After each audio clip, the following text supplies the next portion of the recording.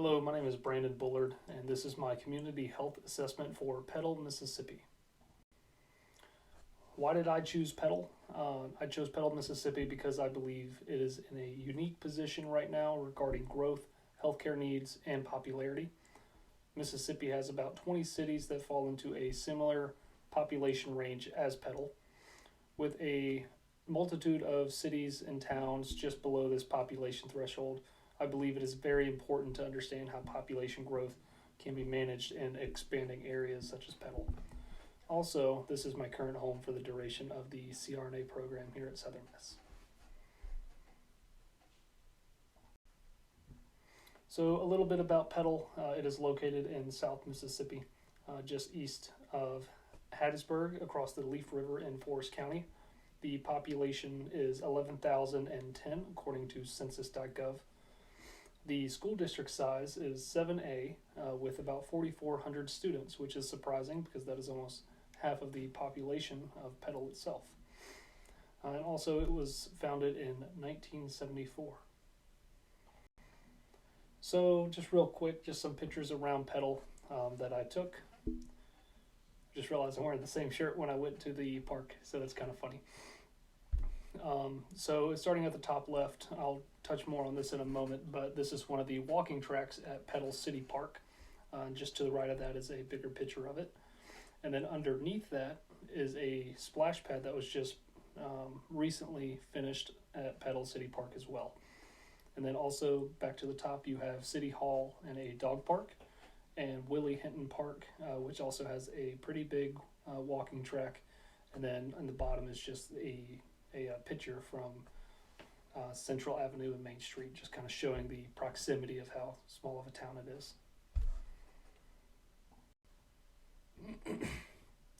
And so here's just a few more pictures. In the top left we have a overhead view of Petal High School football and baseball stadiums. The high school is actually just out of the picture to the right up there. And then underneath that is another walking park. As you can see a theme here. That is the Veterans Walk of Honor, which is located just behind the Petal City Hall. And then the landscape pictures here, one is actually from the middle one is actually from my house in Petal, and is one of the sunset views. And then to the right of that is, I want to say that is Chain Park, where they have an enormous walking trail / biking trail. And then on the bottom, again, is the Petal City Park, another angle of that walking track actually looking at the baseball fields that are there. And then you can't really see it with my video in the way, but that is some barbecue we were cooking up, because who doesn't love barbecue in Petal? And then start touching on the healthcare side of things. Two of the main sources of primary care healthcare in Petal are the Merit Health Primary Care Center and the Petal Primary Practice Clinic, which is run by Hattiesburg Clinic as well. And they also do have an intermediate care section to them as well. And that is located right next to the Park Place Pharmacy you can see here. And then as far as full-scale hospital, the closest one would be Forest General Hospital, about 15 to 20 minutes, give or take, on the traffic to get there. And they are a level 2 trauma center as well. And then just as of note, the Forest County Health Department is actually being renovated right now. So I got a picture of the newly renovated outside of the building. Just down here is kind of hard to see the name. But that should be opening here soon, I believe. I believe the current location is closer to downtown. But it was hard to get an exact location. There was conflicting results on the internet. And then some other smaller scale things around Petal, Petal Urgent Care, Petal Family Dentistry, Rogers Family Dentistry, Pharmacy, and then a Walgreens as well. So pretty good supply of healthcare resources, especially in the heart of Petal, which is something that we will touch on in just a moment. So to touch on some of the demographics within Petal, I could go through a lot of these statistics all day, but for the sake of the PowerPoint and the presentation, I won't go through everything, but here's some of the big ones we took away. Petal saw a 6.76% growth rate according to Data USA. Just real quick, Data USA is a site that I looked up, and they get their information from the census data as well as the ACS 5-year estimate. So they have a pretty good view on their results.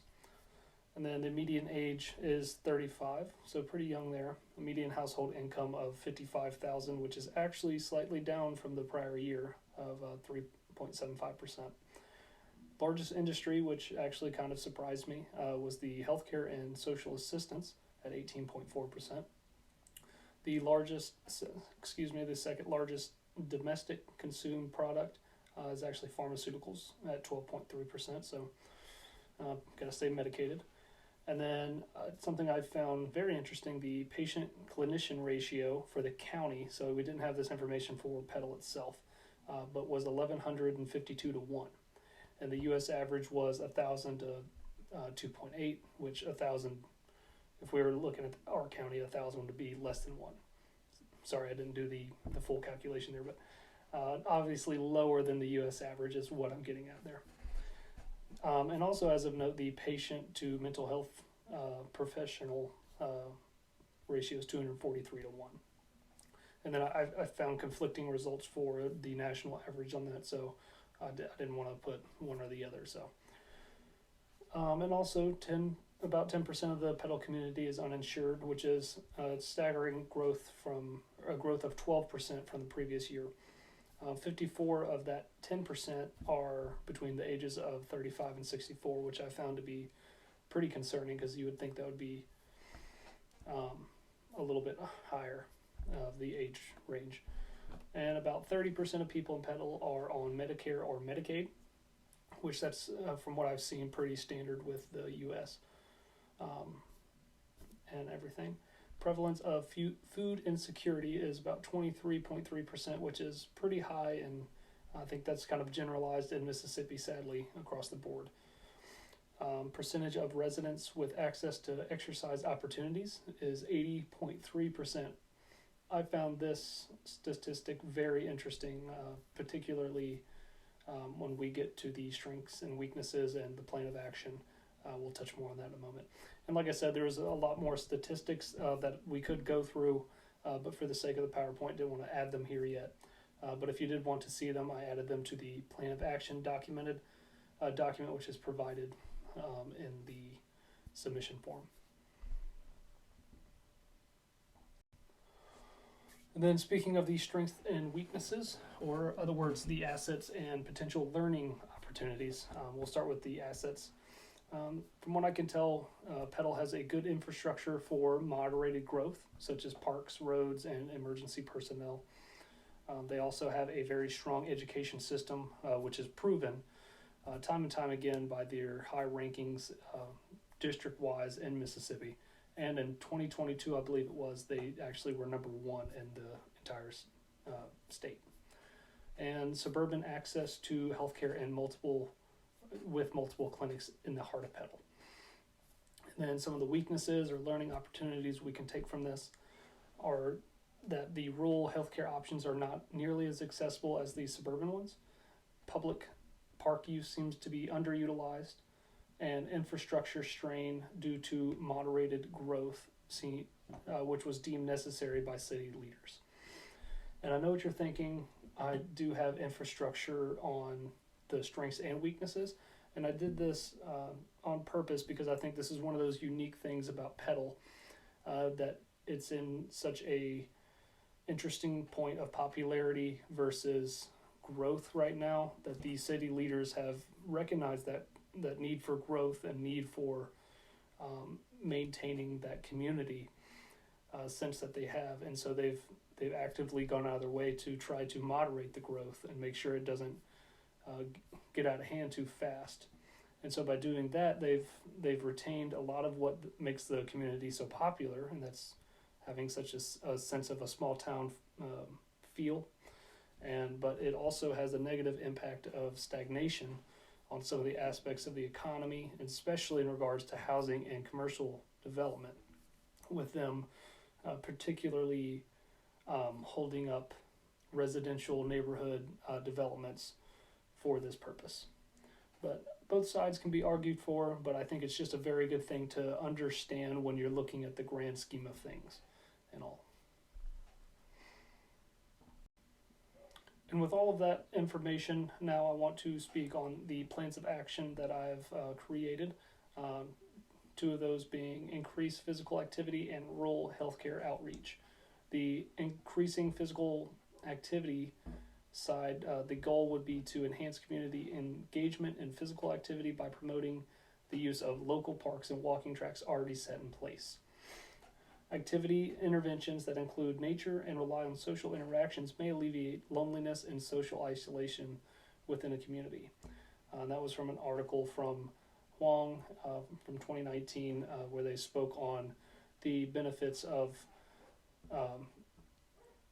partaking in these community social events to help with the kind of loneliness, social isolation issues, especially since COVID-19. We've seen a rise in that. And then also the rural healthcare outreach. The goal would be improving healthcare outreach to the rural areas in need within the community. So as Moore in 2024 said in an article where him and his colleagues were talking about assessing some rural areas in Idaho, I believe it was. They found that nearly 40% of rural community members living in areas of health professional shortages, individuals have been reported to be less healthy and have higher rates of death as compared to urban residents.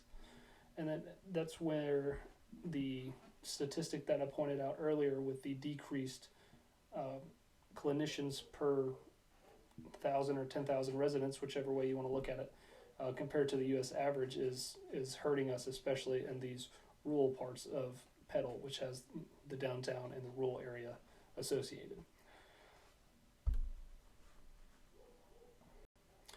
That brings us to assessment methodology.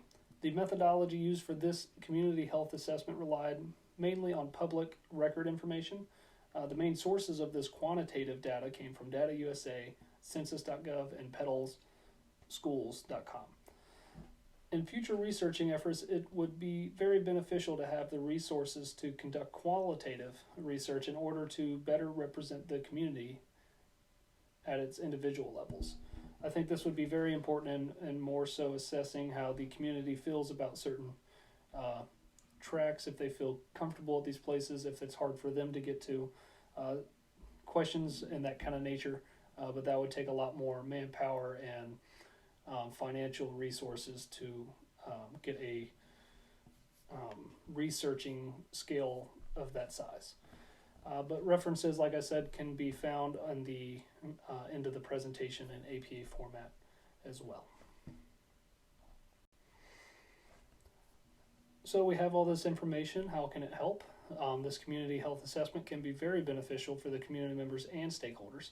For stakeholders, the information is extremely valuable because it condenses all this quantitative data into real situations that are easier to fix when you can look at it from a different perspective. Some ways that this community health assessment can support Petal are by identifying health needs, informing policy and decision making, and strengthening community engagement, and also enhancing that healthcare access, like we spoke about. And so something very important, this assessment is worthless unless it ends up in the right hands. So communication is key here. And those hands that I'm speaking about are the community members, stakeholders, and the leaders within the community. And so these community members, leaders, are extremely vital to this process and should be presented with the information in a professional setting, I believe. It would be best to set up a meeting with these leaders responsible for the health and wellness of Petal and its residents, and have a chance to sit down and answer any questions they may have about the assessment and the information that you're presenting them with. That way you can alleviate any misconceptions or anything about the data you have.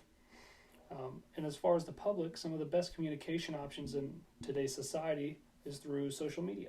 Social media should be utilized by the leadership within the community to help spread the word about this educational information. And I know that particularly in Petal, they do utilize social media very well. The City Hall and the actual mayor are very active on social media and use it in a very beneficial manner. So in summary, utilizing the 5 key social determinants of health as provided by the CDC, this assessment aimed to identify health and resource needs. This assessment for Petal puts a strong focus on increasing community involvement in physical activity and improving healthcare outreach to rural areas.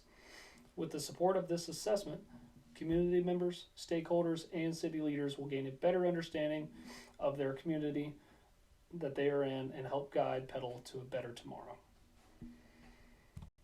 And as you will see here, I've provided the references used for this project, and also the references are the same for the supporting document that is also submitted. Thank you.